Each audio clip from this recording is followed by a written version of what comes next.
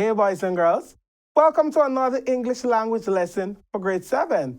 I'm your teacher, Sir Jared McFoy, and today we are going to dive into the simple report.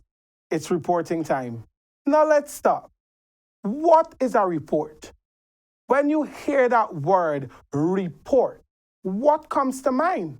Now, a simple definition would be that a report is a spoken or written account of something that one has observed, heard, done, or investigated. A report is a spoken or written account of something that one has observed, heard, done, or investigated.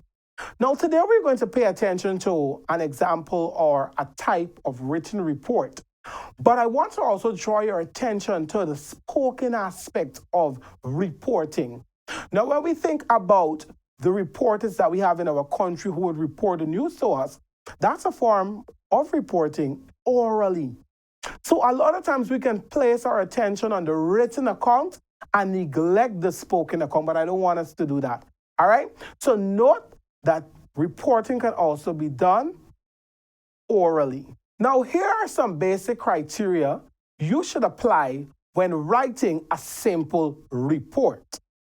Number one, you should have careful and logical arrangement.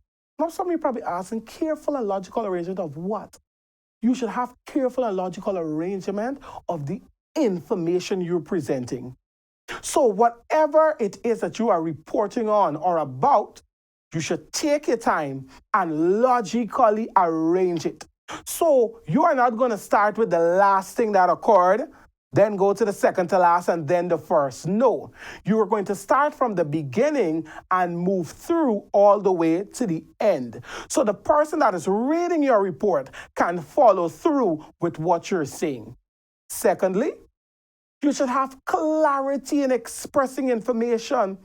Your writing should be so clear that the person's reading it or the individuals reading it should not have like a double meaning coming out. They should say, okay, I fully understand what this child is writing about. Number three, we should have conciseness.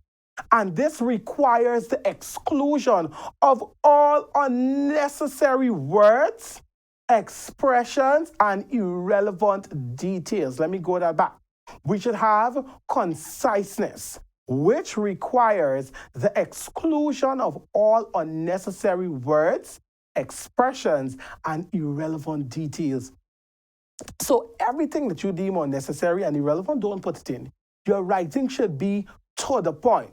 So let's say you are writing about a fight that occurred at the canteen. You don't want to write about, and my friend was shouting and this person was cheering on the fight. All of that is unnecessary information. You don't want any irrelevant information. All right, let's continue. Now, the writer should do a few things. One, aim at recording information objectively. Now, even if, and I'm going back to the fight example, even if your friend was involved in that fight, you don't want to write the report in a way to justify why your friend was fighting, but you want to write the report in a way that clearly explains and expresses the events that would have occurred, the actions as they did. Secondly, exclude all opinions, preferences, and judgments. So you're not going to say, you know what? Paul deserved what he got from Sam. No. You're not going to put that in. So exclude your opinions, your personal preferences, and your judgment from the report. Next, the report should be based on factual information. It should be based on what? Factual information. Now, this is very important because what? You want to protect the integrity of your work. If you're writing something, it should be trustworthy. So whomever you're presenting it to should take it and should be able to take you at your word. So there should be no lying in this report. Don't try to fluff it up and make it look nice. Write everything as they occurred. Now, in more complex reports, the writer may be asked to include recommendations and conclusions based on evidence. Now, there are various types of reports, as I said earlier. Now, you're going to find with some, in your writing, you have to put recommendations to the issue, the problem, the topic that you're talking about, and also some conclusions based on evidence. So you have to draw a conclusion based on everything that you would have presented. Whereas in some reports, this is not required of you. Now, the following guidelines will help you to organize your report. Because remember, organization is important.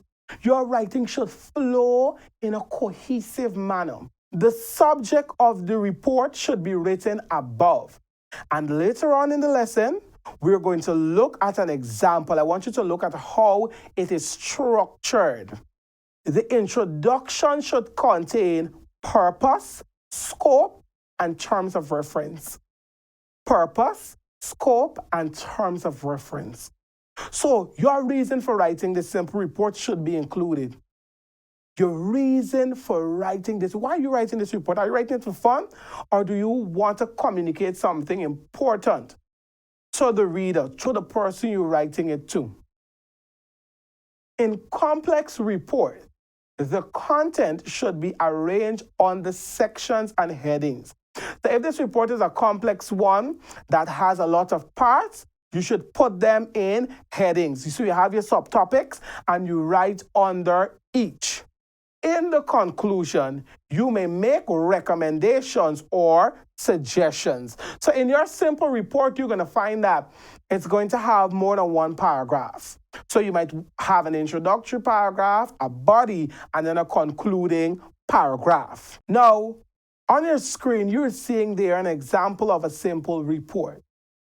And I want you to look at the way this report is structured and the way it is organized. I want you to look the address. So it's a formal letter.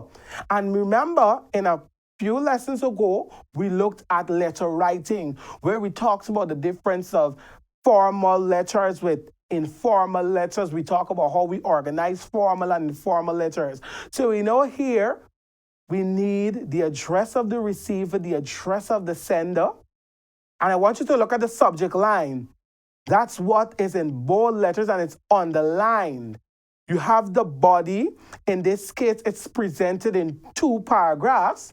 And then we also have the complementary clause along with the signature. So I'll give you a minute to properly view this letter.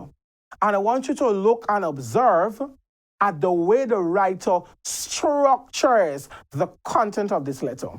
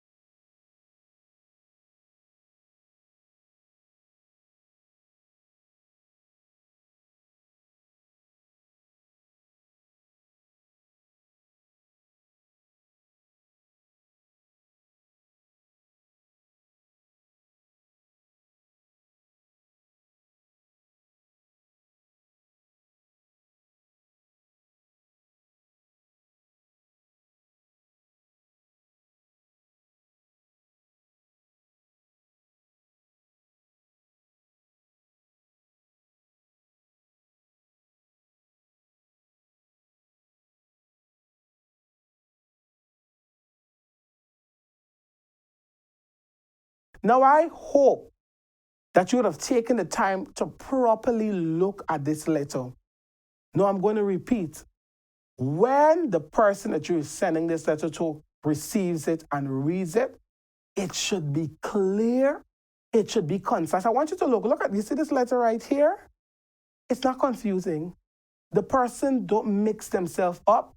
They don't start from the bottom, they start from the top. So you can follow through, so we can follow through with what has occurred. And remember, most importantly, to protect the integrity of your work. Homework time. Now, while playing in the classroom during the intermission, 2 boys accidentally smashed 2 window panes As prefect of the class, write a formal report to be sent to your form teacher. I read it again. While playing in the classroom during the intermission, 2 boys accidentally smashed 2 window panes. As prefect of the class, write a formal report to be sent to your form teacher. So I want you to take your time, practice your simple writing skills, your simple report writing skills, and do the homework. Okay, boys and girls, it's that time of the day where we bring the lesson to a close. And I want to thank you so much for participating with me today. And I hope you would have learned how to write the simple report. So take your time. Remember, the writing is a process.